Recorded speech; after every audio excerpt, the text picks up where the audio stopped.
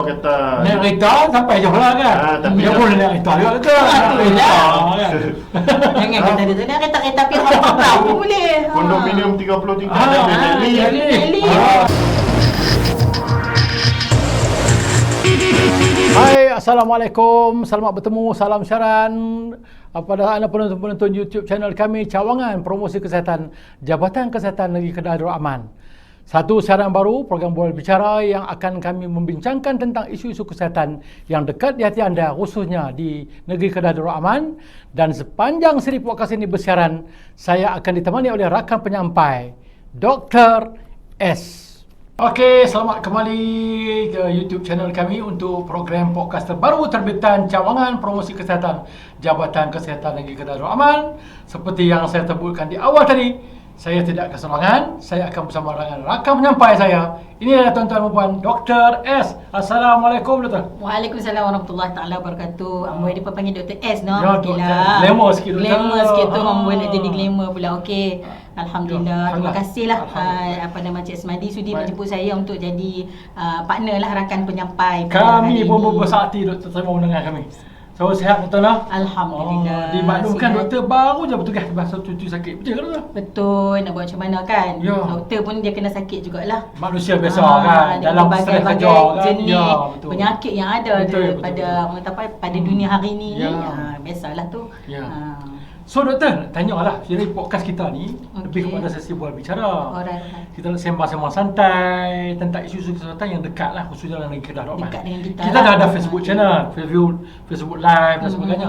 Cuma untuk Betul, podcast ni, macam ada. khas kita wujudkan untuk kita nak sembang santai supaya masyarakat sana lebih dekat dengan kita lah. Okey. Sembang secara lorak Kedah ni lah. Alright, Isu-isu boleh semasa. Kalau di Kedah ni, Doktor, sekarang ni isu apa, Doktor? Isu sekarang ni ada few lah, tapi yang saya rasa isu yang paling banyak kita ataupun kita boleh utarakan dulu ni mungkin berkaitan dengan denggi. Denggi. Sebab denggi pun kalau kita tengok dulu dalam masa pandemik Covid kan, kita duk sibuk pasal Covid, sebenarnya denggi ni pun ada juga. Ada. Cuma waktu tu kita sibuk pasal Covid, denggi dia tenggelam sikit. Tapi lepas pada Covid tu tengok kes tu masih. Okey. Jadi kita nak kena panggil tetamu lah dah. Nak panggil tetamu mai ke? Kenapa kita tetamu? Nak cakap siapa no? Kita saya pun tak ubah ni Kita sangat. nak siapa tetamu kita boleh panggil? Kalau kita nak Singgah panggil tetamu siapa ya agak-agak mesti orang vektor lah. Mereka ni yang jaga bahaya berkaitan dengan denggi ni. Okey, boleh. Dr. Zaki boleh? Kalau Cuba boleh kita try call dia tengok. Cuba call. Cuba tengok kod-kod lah dia boleh mic. Hello, Assalamualaikum. Waalaikumsalam warahmatullahi taala wabarakatuh. Dr. Zaki ke ni? Ya, Dr. Samiza, apa khabar? Alhamdulillah. Doktor apa khabar? Baik. Doktor ada kat mana ni doktor? Saya ni kebetulan hari ni ada di JKN Simpang Kuala. Ada apa tu, Oh, Doktor? alhamdulillah doktor. Doktor, boleh tak kalau mai sat dekat UPK dekat studio kami ni? Sajalah, mai lah. Boleh. Boleh ah? Boleh. Nah kami tunggu sat dalam mungkin dalam 5 minit macam tu doktor boleh sampai kot. Ke doktor ada kerja lagi ke? Saya lagi atur di sana. Alright doktor. Mai. Studio Boleh. dekat studio. Ya. Okey, alright, okey. Terima kasih doktor. Sama. Alhamdulillah, Doktor kita dah. Aduh. Jadi kita dah kena buat preparation lah. Kita kena buat preparation. Jadi penonton sekalian, jangan ke mana-mana. Kita akan kembali bersama tetamu jemputan kita. So stay tune. Program Singgah Sat. Kita jumpa seketika nanti. Okey, selamat kembali ke siaran kami pada kali ini. So, Dr. S. Ya, Tetamu kita dah ada di studio. dah sampai dah ni. Siapa dia, Doktor? Tetamu kita. Cuba kenalkan tengok siapa dia. Ya, para penonton ini saya bawa kepada anda untuk podcast pertama kita pada kali ini, Dr. Ahmad Zaki Hamdi Nur Azlan. Selamat datang, Doktor, ke studio podcast kami. Singgah Sat. Ya. Kita jemput on the spot ya, Dr. S. Kita jemput on the spot ya, panggil telefon. Alhamdulillah Dr. Alhamdulillah, Zaki. terkejut saya Memang tadi. dia Kebetulan dekat nasib JKN. baiklah dah di sini. Ya. Tiba-tiba Dr. Samiza call. Terima kasih. Apa tu? Terima kasih, Doktor. Oh. Tadi Dr. Sembang Dr. Samizah ni, ini program kita ni, Doktor. Ya. Besok pengenalan ni kita program kita nak buat podcast ni, buat bicara, Buat sembang bicara. santai. Baik. Isu-isu kesihatan, Doktor. Aha. Jadi Dr. S bagi cadangan lah kita tentang isu denggi. Oh. So, Dr. Ahmad Zaki datang sesuai cakap denggi. Kita cakap denggi, Doktor. Kebetulan teringat. Kebetulan. Kata memang selalu kalau kita duk tengok denggi ni memang hot lah. Ya. Sampai dia ada hotspot. Nanti kita tengok apa dia ada hotspot. Ya. So, senario macam mana di Kedah lah, Doktor? Untuk makluman Cik Asmadi, Dr. Samiza dan tuan-tuan dan perempuan lah. Di Kedah ni, isu denggi ni kita kata trend dia masih meningkat lah. Masih meningkat. Ya, kes dia kalau berbanding tahun lepas 2023, sebenarnya 2023 tahun lepas kita duk ingat meningkat dah. Tahun ni lagi meningkat Period yang sama, Doktor? dalam tempoh yang sama. Sehingga minggu epid ke-7 ni saja kita dah mencatatkan sebanyak 699 kes. Di Kedah saja Di ke Kedah di saja. seluruh Malaysia? Di Kedah Di saja Kedah 600. Tapi lah musim panas betul. Musim panas pun ada jangkitan juga, risiko dia ada. Sebab biasanya hujan panas ni ya, panas manjang. tambah bila musim panas ni, nyamuk Aedes ni dia jadi lebih agresif. Uish. Dia banyak lagi nak kena dapatkan protein daripada darah manusia untuk bertelur dan sebagainya. Dan walaupun dia pun tak boleh bertelur di dalam air yang tenang lah, yang yang tenang tenang tu, tu, yang stagnan tu, telur dia pun masih boleh melekat dekat dinding-dinding bekas tu. Boleh bertahan sehingga 6 bulan. Uish. 6 bulan. Tu 6 bulan. Lama Ya. tu. Bila nanti main hujan pula, telur-telur yang di tempat kering tadi kena ayak yang bertakung tu, mereka akan menetas jadi jentik-jentik. Dan daripada jentik-jentik tu dia akan dalam tempoh seminggu jadi nyamuk, dia besar balik. Bekas tu 6 bulan tu. Telur tu dia boleh melekat, dia bekas tu selama 6 bulan dia boleh bertahan. Bekas ni ayak, mungkin bila ayak tu Mana? kering dia still lekat dekat Masih situ. ada. Ya, tak basuh lah. Ya, kalau sebab tu bila bekas-bekas bertakung ni, kalau boleh kita tak mau guna, hapuskan terus. Kalau tak mau hapus, kita kata macam kolah ke, tempat takungan yang besar yang kita perlu simpan ayak tu, brus dia punya dinding dah. Dulu kita kata bila kita jumpa jentik, kita tuang ayak kan. Kan kita tuang betul. ayak. Bila ni kalau boleh kita hapuskan sekali dengan tempat yang macam tu. Ya, hapus bekas yang tak perlu, yang tak diperlukan. Tapi untuk bekas yang besar yang kita nak guna, kita brus dia punya dinding dah, hapuskan dia punya telur-telur yang melekat. Yang melekat di situ no. Cerdik tu lah nyamuk tu. Ni zaman bila? Oi, awak tak cerdik. Depa pun ada transformasi informasi tak tahu apa informasi lagi depa ada. Tu yang cerdik tu. Kalau ikut trend okey di Kedah doktor kata tadi. Okey. Kalau kita kata ni di kawasan kampung ke taman ke macam mana doktor kata nyamuk tinggi-tinggi. Kalau ikut data kita lah, keseluruhan 2023 yang kita buat semua kes yang kita analyse tu, peratusan yang tinggi masih lagi di kawasan bandar, kawasan perumahan lah, terutamanya perumahan-perumahan yang lama. Okey, walau bagaimanapun di kawasan kampung pun ada juga lokaliti-lokaliti yang kita declare sebagai wabak, malah hotspot pun ada. Jadi dua-dua lokaliti ni masih boleh menjadi wabak, masih berisiko, tetapi jumlah yang besar masih di kawasan-kawasan bandar. Kawasan taman-taman yang lama ni memang antara yang paling menyumbang lah kepada lokaliti wabak. Jadi kan doktor, kalau maksudnya kalau kita nak kata, kalau dulu kita kata mungkin tempat dekat yang kamar lama-lama kan. So maksudnya masih ada, di kampung pun masih ada, dan masih lagi kita boleh kata maksudnya akan ada wabak juga di situ kalau kita tak ambil langkah-langkah pencegahan lah kan. Sebab kalau kita tengok risiko-risiko pembiakan nyamuk ni sebenarnya di sekeliling kita aja. Bukan kata di rumah, di tempat kerja pun boleh ada risiko jangkitan. Malah ada juga boleh berlaku clustering case di tempat kerja kita kalau kita tak jaga.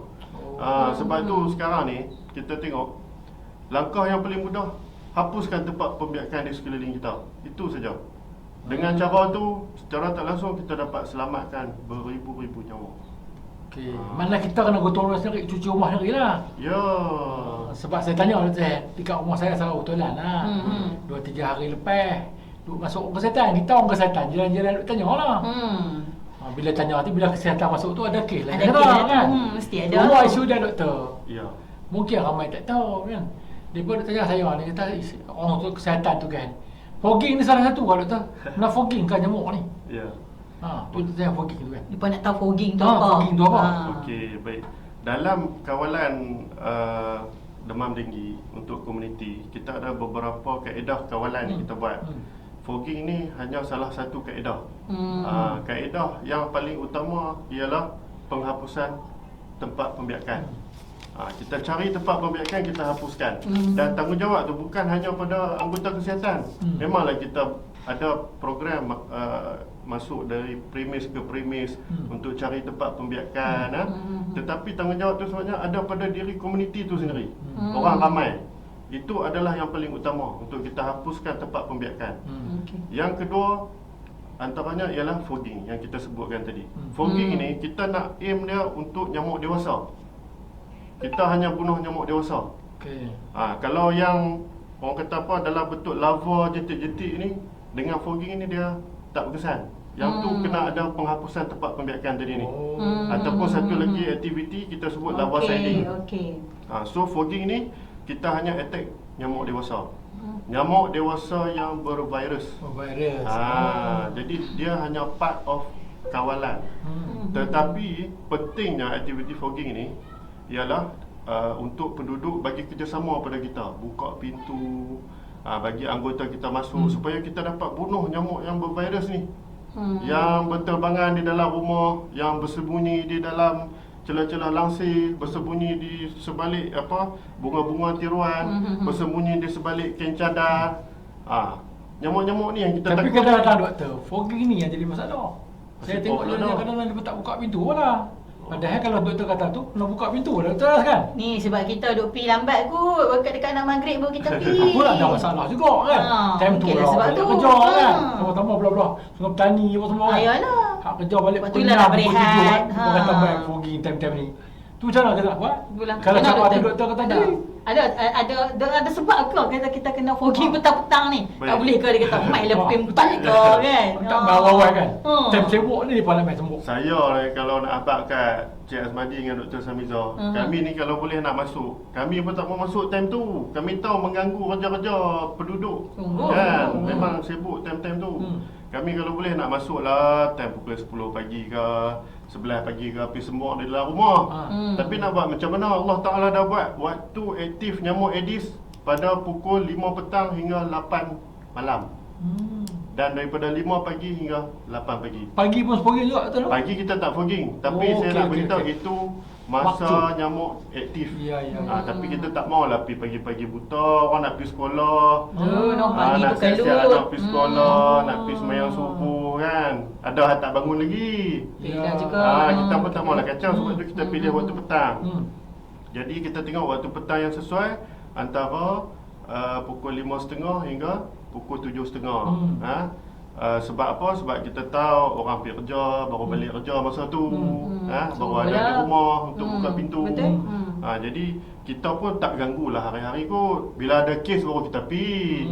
Jadi Betul, bila betul. ada kes di kawasan perumahan kita, kita selalunya akan alert lah melalui tim pendidikan kesihatan, akan maklum. Jadi time tu kita akan bagi tahu bila sekian-sekian masa untuk kita buat fogging. Jadi daripada 365 hari satu tahun tu, kita minta sehari saja buka pintu. Tapi fogging Makan tak pun, boleh tolong. fogging pun bukan depa tengok kawasan betul tak? Mana? Saya dipahamkan diri ni kita tengok kawasan-kawasan yang Ya. penuh yang ketatnya kan? Kalau ada Dia bukan kes, taman betul kan? tak, kalau ada kes, kita akan buat radius 200 meter radius. Kita hanya akan fogging yang melibatkan premis tu Bukan saja. lah Premis tu semua. saja. Wah, taman Ya. betul. Jenuh pun- dia pun nak betul, rehat betul. juga. Maknanya kalau kena barisan AA sajalah. Tak ada semuanya masuk Ya, kan? tapi memang kena masuk lah tu. So jangan gusar, jangan khawatir. Okey. Sebab kita hanya fogging, bukannya petir. Tapi berkesan kena masuk betul tak? Betul tu. Maknanya berkesan kena masuk lah. Ya, kalau nak bagi berkesan kena masuk lah. Kita nak bantu hapuskan nyamuk bervirus tu. Kita Dia ada takut ketik sembunyi. seorang dalam rumah tu, dia ketik seorang. Kalau tak hapus, lagi dia boleh ketik sama dua orang tiga. Kita kata ketik. Ya. Ketik nyamuk. Bahaya tu Cik Semadi. Dia duk kata dia tak kena rumah dia. Saya nak tanya saran kita untuk orang Kedah kan. Orang Kedah ya. Kedah. Kita boleh cakap Kedah. Ketik lah, Ketik faham lah. lah. Itu. Tak apa. Oh, ketik nyamuk tu Ketik, lah. Gigit lah kalau orang ni dia kata. Orang bahasa baku dia kata gigit. Orang Kedah ni kata ketik. Belajar duduk di Kedah kan. Boleh tak apa. Sama je. Boleh tanya kat kawan-kawan. Ketik tu apa? Kan? Ketik Saya tu nak tanya, gigit. kalau nyamuk kita ketik, kalau lepas kita ketik juga kah? Kalau saya Sengat. dulu sengat. Oh, Sengat sengat. lebah. Sengat. Tapi kalau orang kata kena pun dia kena ketik lebah kan. Ketik juga. juga. So, Ketik tu macam gigit lah kan. Kita kata tadi fogging. Maknanya fogging itu dah kena lah kan. Ya. Nak elok dia maknanya kena cari dia musnah lah. Betul Buat lah. tempat tu. Itu Cari yang utama dan ni. musnah. Dia bukan botol yang besar tu kan. Ya. Dulu kita cari, Okey. lepas tu kita letak saja tempat tu, bila kita buang air, lalu ni cari musnahkan terus. Cari dan musnah. Hak benda apa nama bekas yang kita dah tak mau dah. Bekas tu lah minta maaf cakap lah. Pelapis-pelapis ayak tu lah. Tapi ayak lah, apa lagi botol-botol air minum Ada lah. belah-belah kucing pun kadang-kadang tu betul. Betul, kalau betul. biar Betul. seminggu ayam tu. Kadang-kadang kita tinggal tak- rumah kan. Tinggal rumah. Tinggal rumah. memang dia Kucing tak akan- ada dalam rumah. Ya. Dia hantar dekat asrama. Lagi satu. Ada hostel. Ada hostel pula untuk Ya. kucing. Tu hak kucing, hak bukan- kucing bukan. bekas tu. Dia kadang tak semestinya yang hantar ke hostel. Kadang kalau bekas pun, bekas kucing yang jenis macam apa, pot yang kita kata clay tu, kan, clay. kan bila kita biar, kadang kita buat penuh, kita kata tahan seminggu untuk kucing. Ataupun setengah tu kita ambil tambah ayak sikit-sikit kan, tak cuci dia punya dasar dia, boleh ada. Sebab dia hak kata lekat tadi tu kan. Dia boleh ada. Ada lekat ayak, bumbu ayak dia pun biar lah. Kucing kita pun bukannya 24 jam sedia duduk tepi tu. Betul. Time dia dah Dia agak pun jalan-jalan juga pergi makan kata. Input baru tu. Ya. Kucing. Kita duk ingat tak ada masalah apa Memang kita kucing dah kan. jumpa, memang kita dah jumpa. Hari-hari kucing Dulu, belayak. dulu kita duk aim orang tanam pokok bunga. Ya. Lah ni kucing pun kena ingat. Nak Okey. letak kucing ke hostel pun, Ha. tempat makan minum kucing. Alright. Kena tengok. Sekarang ni saya nak cerita bekas-bekas yang biasa kita jumpa. elok, Selain elok, daripada bekas elok. minuman kucing tu, elok. bekas minuman kita tu, hak duk pump kowe tu. Kan pelapik kowe Ah, tu. betul, betul, Oh, betul. yang tu antara yang top lah kita jumpa. Dalam pembiakan Boleh dalam rumah. boleh pembiak tu. Boleh, bukannya banyak mana pun dalam bekas pelapik tu je. Sikit je pun. Ya, Terus sekali itu rimbat yang dengan tisu. Paling top kita jumpa. Kemudian dalam bekas-bekas tayar Okey. tu, tu tu biasalah. biasalah. Seterusnya dekat pelapik pasu yang tadi Dr. Sabiza ada sebut tu. Kemudian ada juga nature spot yang semula jadi macam lekukan pada tumbuh-tumbuhan, pokok-pokok besar. Ya. Tu pun selalu kita jumpa. Tanya api ya doktor. Ya. Kalau jumpa je macam mana tu? Kalau tuan rumah sendiri jumpa, dia boleh hapuskan. Orang kesihatan pun tak Ah. jadi macam mana tu? Kalau orang kesihatan jumpa, selalu kita akan ambil sampel.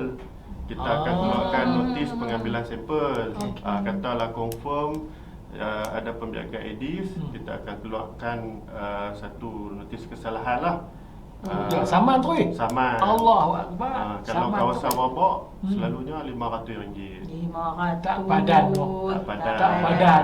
Jumpa satu jentik. Kadang-kadang tak tahu doktor, tak sangka. Yalah, tu yang saya cerita tadi. Masuk kena lah. Betul. Masuk kena lah. Tak ada can dah doktor no. Tak ada nak menepis dah. Tak ada Tengok nak kena menepis. RM500 itu. Kadang kena tengok juga singki-singki ayak kita hak bocor tu. Kadang kita letak lah nak lapik kan, tak mau bagi orang Kedah tu berlembang. Tak mau bagi berlembang di dapur tu kan. Kali ada jentik-jentik dalam tu. Dah piak seminggu lebih ayam bertakung.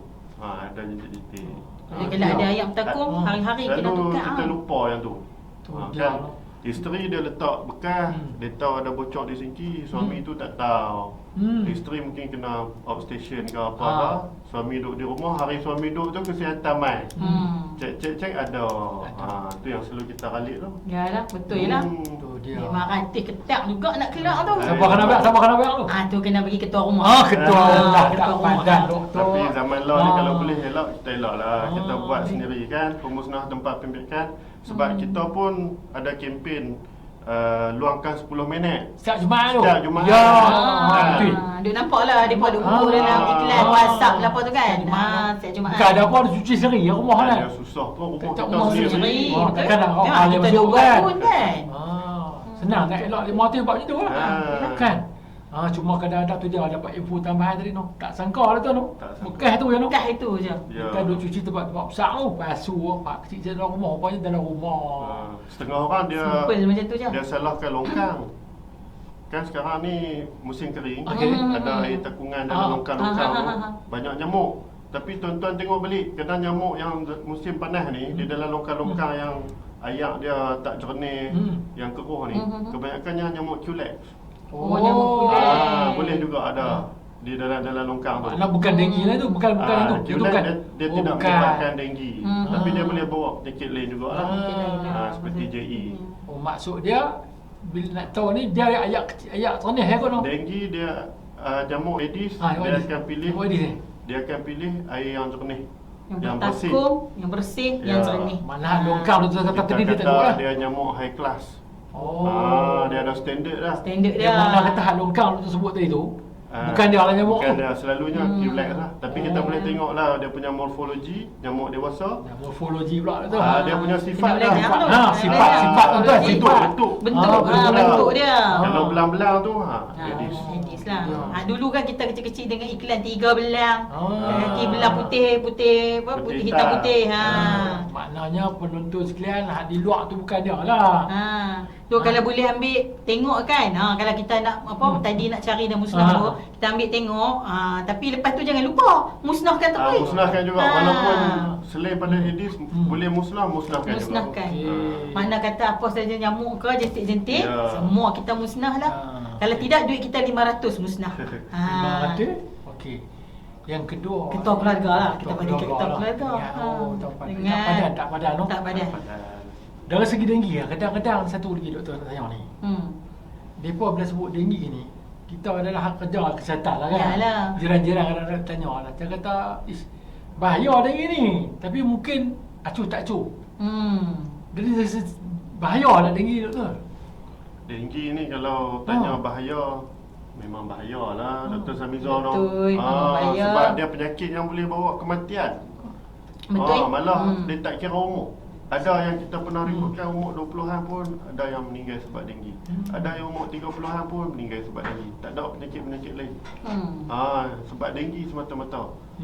Jadi nak tak nak pencegahan tu sangat penting. Kita tak sedang kadang-kadang hanya dengan buang bekas yang bertakung tu, hanya dengan memusnahkan tempat pembiakan tu, kita boleh selamatkan ahli keluarga kita daripada diuji dengan kematian denggi. Sebab itulah kita kena faham bahawa denggi ni sangat bahaya dan hanya dengan usaha kita yang sedikit tu saja dapat selamatkan nyawa orang. Betul itu kan. Tengok, kita tak perlu buat banyak pun. Jumpa air bertakung, terap, lepas tu kalau yang kata tu kita tak perlukan, kita musnahkan semua. So, penonton kena ingat tu. So, insyaAllah kita akan kembali dengan doktor seketika nanti. Jangan ke mana-mana, kita jumpa seketika nanti. Seekor nyamuk dewasa tahu tak berapa biji telur sekali dia bertelur? Tu dia doktor, tanya baik jawab tu.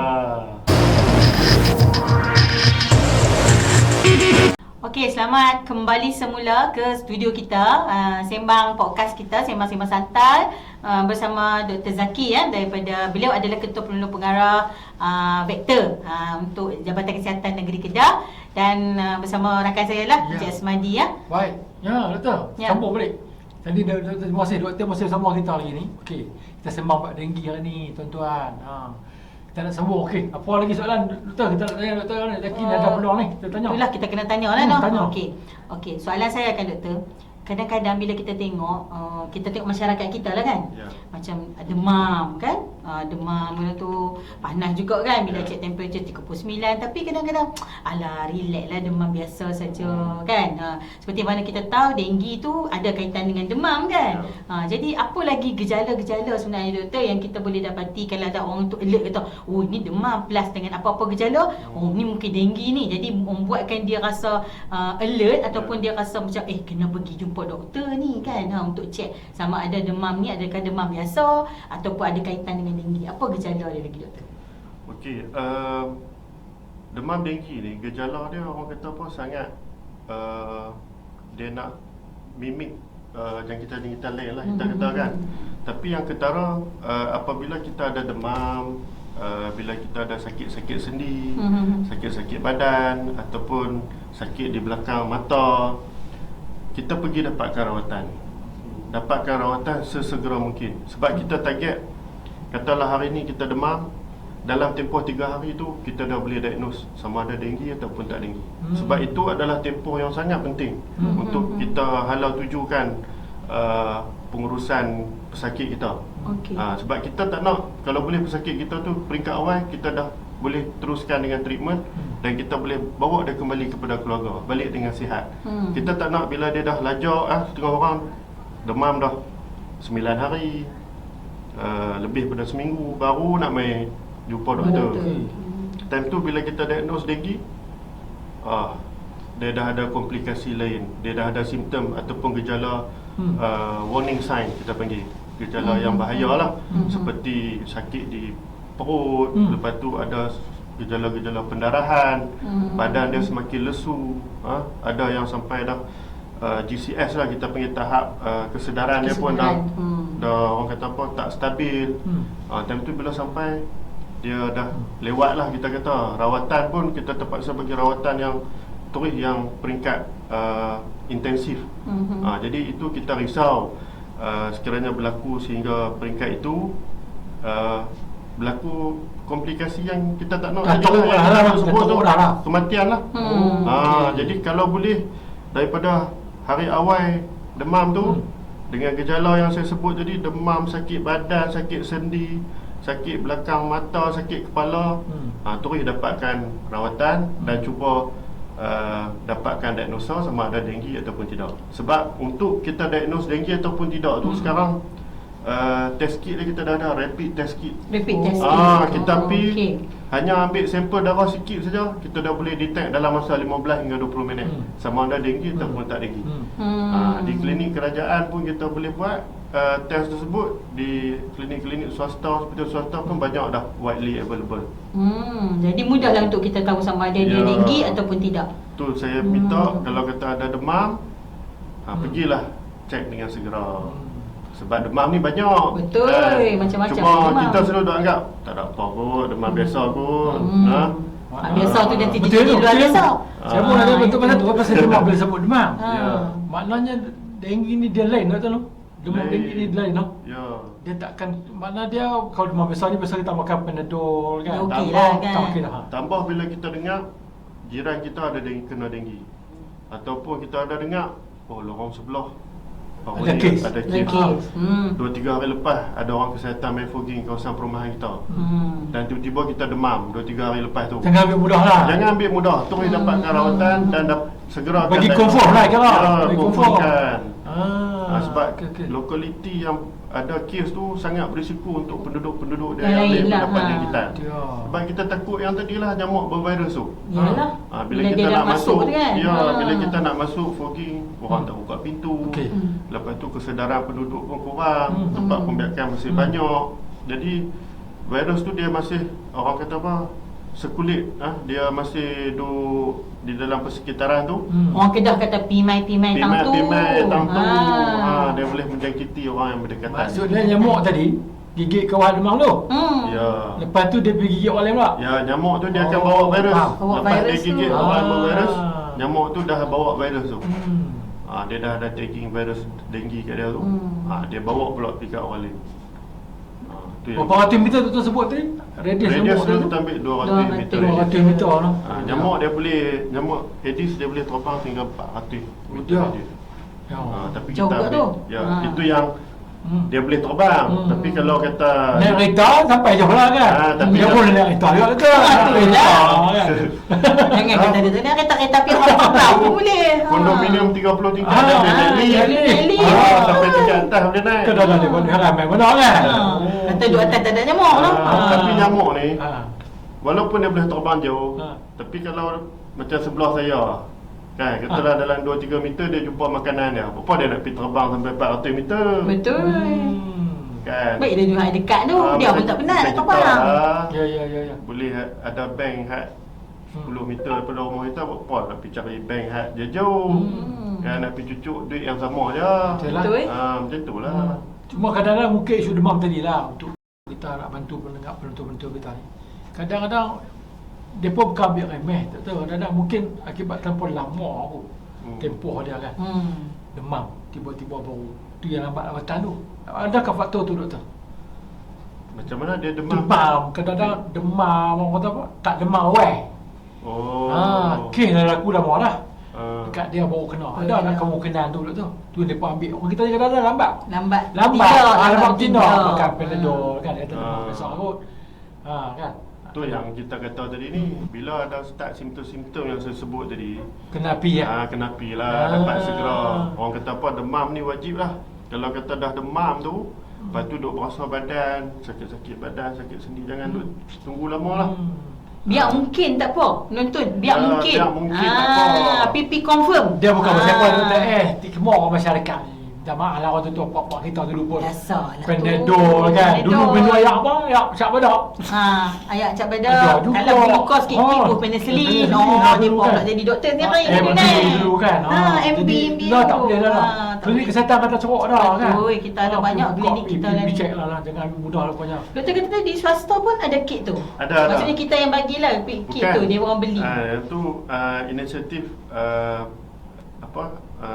Pusat Perubatan Swasta sendirilah yang menyediakan kemudahan untuk test kit tersebut. Kita tahu mungkin ada setengah klinik yang belum sediakan perkhidmatan tu, tapi kebanyakannya dah mula sedar kepentingan dah. Sebab kita pun setiap kali bermesyuarat, buat perjumpaan dengan pemilik-pemilik fasiliti swasta, kita encourage mereka untuk sediakan.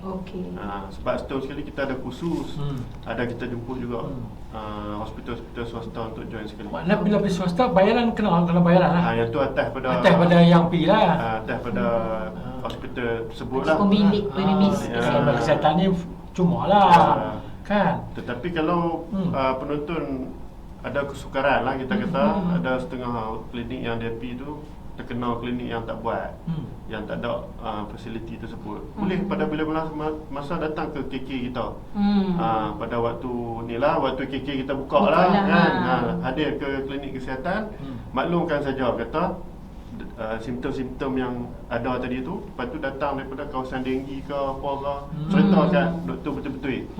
Kita akan proceed dengan test tersebut lah. InsyaAllah lah, jangan habak demam besok lah, kena habak lah pergi gitu. Simptom tu, gejala tadi tu. Selalu doktor kita pun akan tanya, memang ada dalam kita punya standard practice dah, untuk tanya risiko-risiko lain. Dalam pada tu kalau kita tengok ada risiko jangkitan demam denggi, kita suspek ke arah diagnosis denggi, berdasarkan clinical finding tu, kita akan proceed dengan test tersebut. Okey. Mana tepat ni penonton, jangan ambil mudah, no. Nampak macam tu denggi ni, no. Bila kena ni, tu sampai kena denggi berdarah macam tu kan? Ya. Saya salah seorang pesakit je. Senang nak cakap lah. Baru nak dengar, memang betul lah apa yang Dr. Zaki cakap tu. Sakit lenguh-lenguh dan segalanya lah. Cuma tak sampai berdarah tu, cepat pergi hospital cepat. Denggi ni dulu mereka panggil breakbone fever. Breakbone fever. Pasal apa? Dia punya sakit sendi, sakit tulang tu, rasa macam tulang kita patah. Nak Tak tahu lah orang cerita, orang biasa kenal lah cerita. Saya Alhamdulillah lah, duk urus denggi banyak tahun dah lah kan. Tapi Alhamdulillah tak pernah lagi lah kena. Duk pergi kawasan wabak pimai kan. Tapi Allah nak pelihara, tak kena Alhamdulillah. Minta jangan diuji lah kan. Kita tanya doktor, teruk doktor lah. Teruk, sakit kepala. Dia start dengan sakit kepala. Lepas sakit kepala tu dia demam. Demam tu sebiji sebab kita kan medical. Jadi kita tengok balik buku lah kan. Apa jadi? Kenapa demam dia macam ni kan? Dia tak ada rawatan lagi tak? Rawatan orang kata apa? Supportive. Tak ada ubat khas lah. Tak ada. Dia tak ada antiviral ke. Takkanlah vaksin di Malaysia pun belum available untuk denggi. So dia hanya rawatan, orang kata apa? Support lah. Bagi fluid, bagi cecair badan, support. Sebab tu saya kata tadi, diagnose daripada awal, kita start daripada awal untuk dapatkan prognosis yang baik. So Dr. S kena tu berapa lama tu?